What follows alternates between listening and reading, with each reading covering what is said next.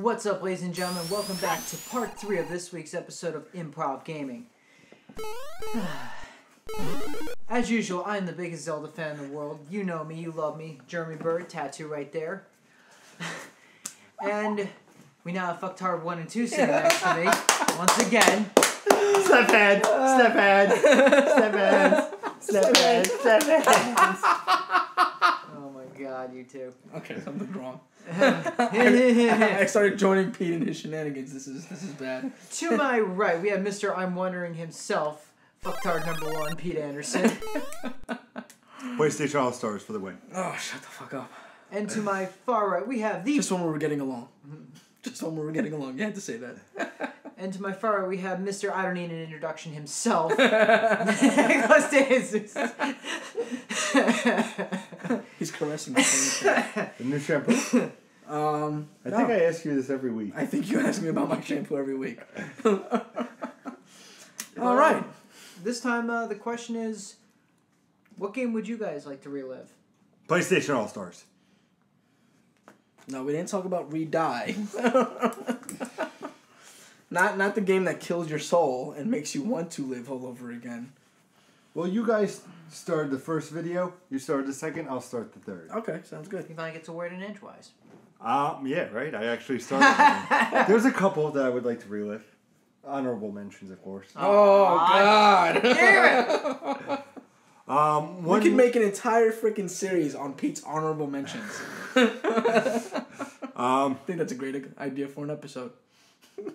I would like to relive Metal Gear Solid 4. Honorable mention. Thank you. I would like to relive Halo 3. Honorable mention. Fuck that. I want to go through the flood level. Fuck that shit. Well, there's this level. Anyway. Nick knows where I'm going with that. When there's 2 spider tanks, alright, and you couldn't feel. Tell me you didn't feel like James Bond flying and fucking... I never say James Bond. What is James Bond? It's like you're in an action movie, I swear, because then you're like jumping out of the spider tank and it's blowing up behind you, and Drake's Fortune is the best game ever made. You did not respect this game ever, you turd. That's exactly how I sound. It's not overrated.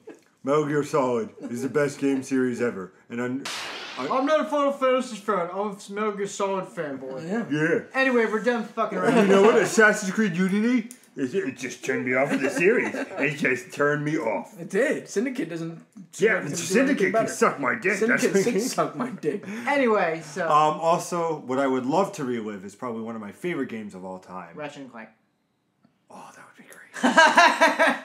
I would have to say probably Up Your Arsenal, Going Commando. One of those two. Also, PsyOps, The Mind Games Conspiracy. Oh my god, that was was such a good game. I still am hoping for that sequel. I love that back and forth that they had in that game, where you didn't know what was reality and what wasn't, and then at the end of the game, that nice twist where it's like, oh, because you solved all this in the past, none of the future happened. Oh, it was fucking phenomenal. It's probably my favorite game of all time. Absolutely phenomenal. I mean, you have the Kingdom Hearts, which was great. Yeah.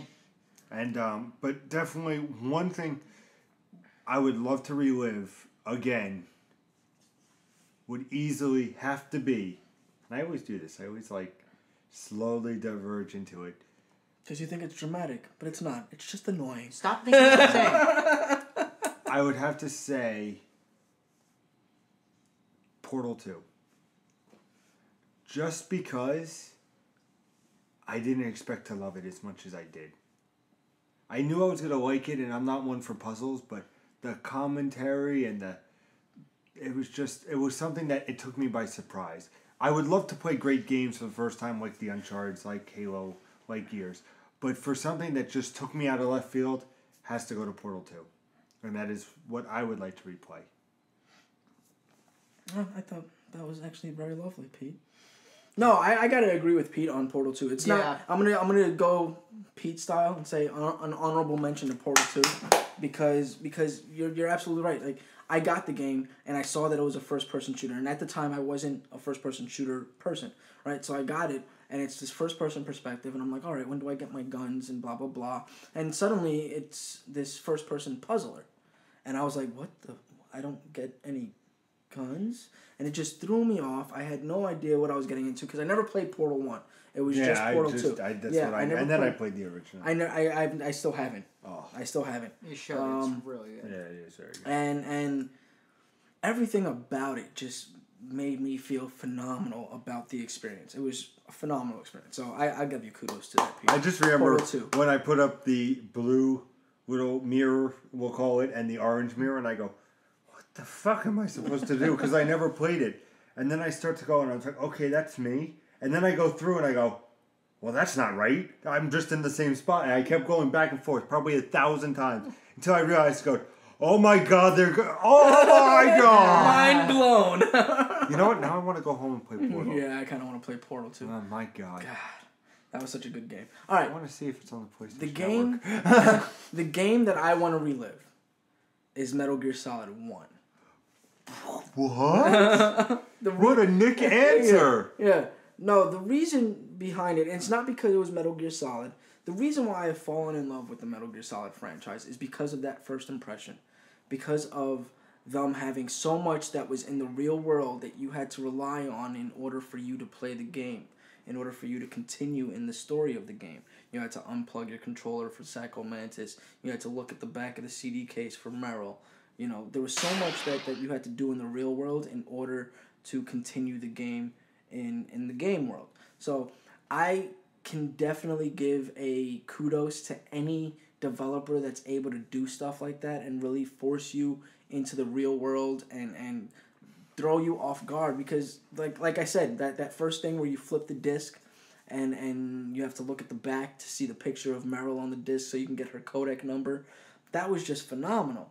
And we sat there, my cousin and I sat there for hours trying to figure out how the hell do we contact Meryl and how the hell do we go in our inventory and actually flip the disc. And we couldn't, because you could select it and you could view it and you could turn it, but there was nothing on the back. So we were like, I don't know how the fuck we're supposed to do this.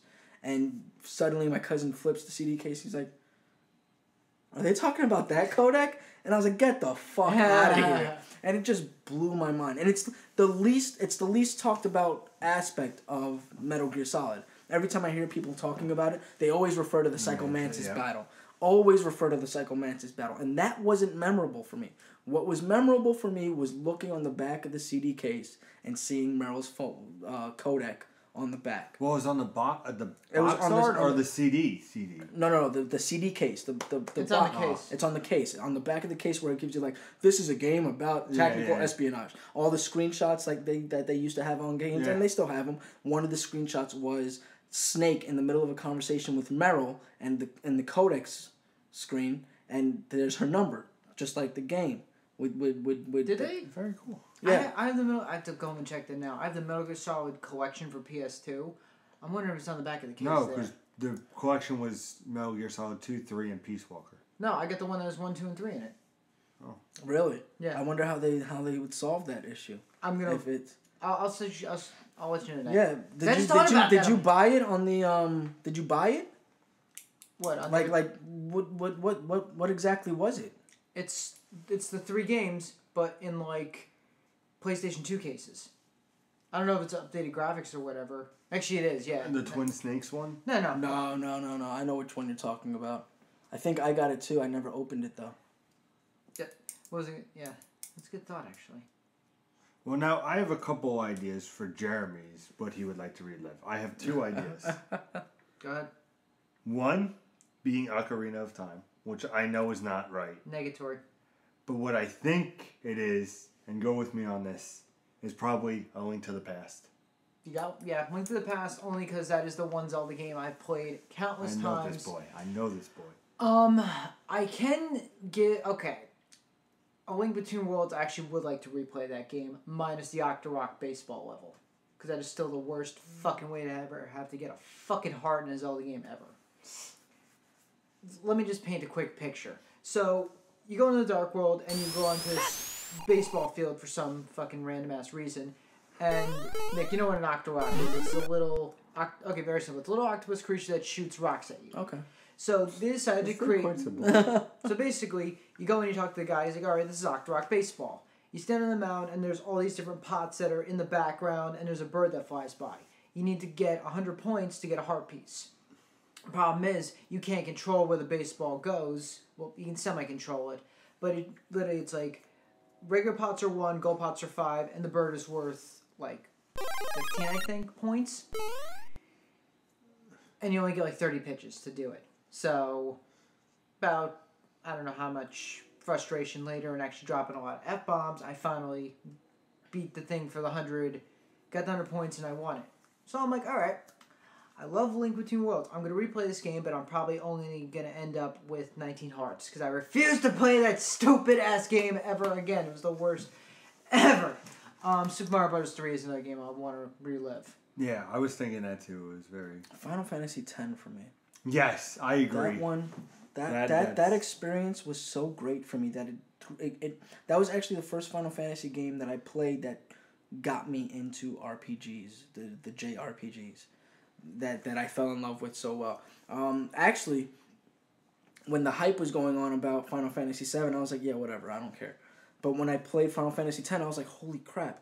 And nobody's talking about this one. Yep, I know. It's my favorite. They all talk about Final Fantasy VII, and that's what made me want to play Final Fantasy VII. It wasn't the hype that 7 was getting. It was the fact that years later I played 10, and I was like, wait a minute, everybody was talking about 7. I want to play that one now, because this one is good, but nobody's talking about 10. Everybody was talking about 7. And that did it for me. And conviction. But you know what I feel, and go with me on this? I think this could be another part 2 episode. Yeah. I feel like I have to look through my gaming history and say, what do I really want to play again? Yeah, see, for me, like, the reliving the moment type of thing is, I want a game that does that to me again. You know what I mean? I want a Final Fantasy game that makes me fall in love with the franchise again. I want a Metal Gear Solid game that makes me go outside into the real world and experience something that no other game made me do. Like, the way that they thought about the games was so creative. So creative. In Metal Gear 5, like, I saw this thing. That's what I'm talking about. Yeah. I've seen that. You're going to have to check on but that's... Where's... Oh, okay, yeah, that's... We're talking about Metal Gear Solid again. That's 1, 2, and 3. You got to check the back of that one. Yeah, I'll see if it's there. See, I never opened mine, so I didn't pull the cases out to check. We'll put up a picture if we can, so you see what we're talking about. Yeah, we'll dump it eventually. Yeah, we will. Yeah, I want games that make me fall in love with that stuff all over again. Yeah. You know, the things that made me fall in love with these franchises. You know, Metal Gear Solid having to be in the real world, or interact with things physically before you get into their Final Fantasy making me fall in love with the franchise. Devil May Cry 3. Yeah, I was thinking that too. Devil May Cry 3 or Dante's Inferno. Yeah. I could experience for the first time. No, but you know what I would have to say also is I feel like Until Dawn's going to give me that experience when I get around to playing it. Yeah, you think so? Because I hear great things in that. But like every time I feel like this game is going to do this and this game's going to do that, I play it and I was just like, that was so underwhelming. I want a shocker, because Metal Gear Solid for me was a shocker. I had no idea what the game was. Final Fantasy X was a shocker. I was like, fuck it, let me try Final Fantasy. I didn't know what the franchise was about. Like, I want that experience where something comes out of left field and it completely blows me away, like Portal 2 did. You had no idea what that was about. You played it and all of a sudden it just blew you the hell away. I want something like that. Alan Wake. That's probably my number one, now that I think about it. Yeah? Because Alan Wake had, and I've talked about this a couple of times, it had the story, it had the elements, it had everything. Where after that first episode, even like at the end, where I just remember Alan Wake spoilers. But if you haven't played it by now, the game's been out for fucking like 10 years. Spoilers, you have him in front where the cabin should be, where the cabin, this whole game is based around this cabin. And basically he goes, the cabin's supposed to be here. And they go, the cabin hasn't been here for 30 years. And then I just go, oh my god, I want to know what happens next. And I'm so waiting for Xbox to come compatible. Thank you. I couldn't say the word. Yeah. And then for me to re-download that and just play it again on Xbox One and just be like, man, this is why I fell in love with this game. Just the atmosphere and for a game being as beautiful was 10 years ago or around 2005, 2006, let me know in the comments. But just that would, by far, is what I would love to replay. And I would recommend it to anybody. Oh, the story alone. Amazing, sorry. I'm going to say if you just want to have a fun time to relive a game, definitely play Ghostbusters. Since it's October, it's around Halloween time. Which I got on the PS3 or Xbox 360? I played the 360 version.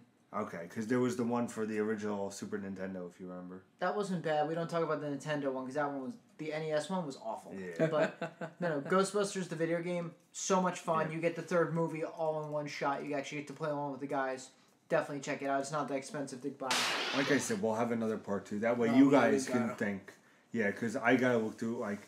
I know Sly Cooper, I'm coming to... Oh, yeah. Prince of Persia, the trilogy. Okay, we got to stop. We're going over. Prince of Persia. Look, this is so phenomenal how, like, the one game ends where the ending of the last game in the series, it just picks right up from where...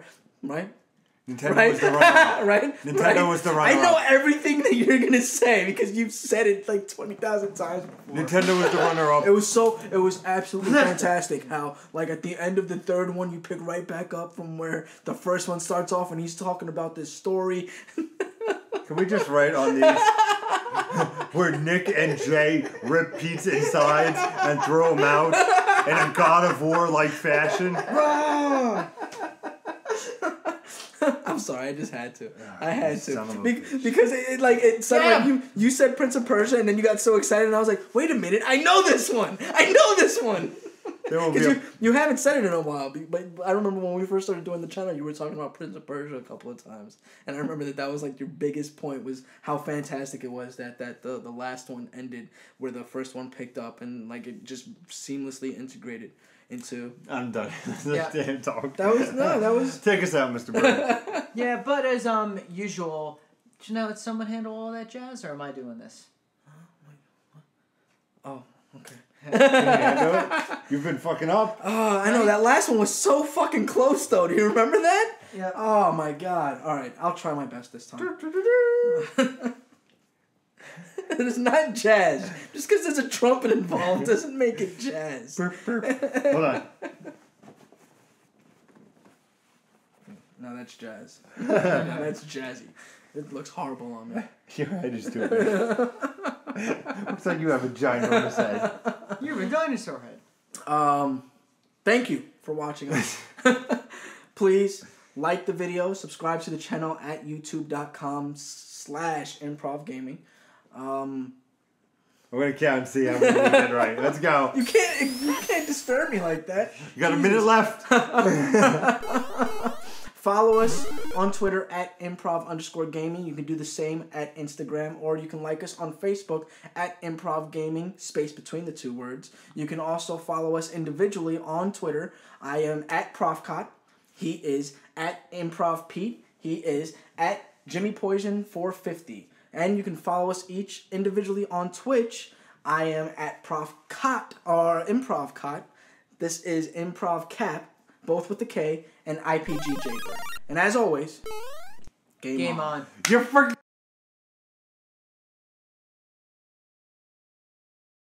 What did I forget? The email. I hope that catches. I hope that's the end of it.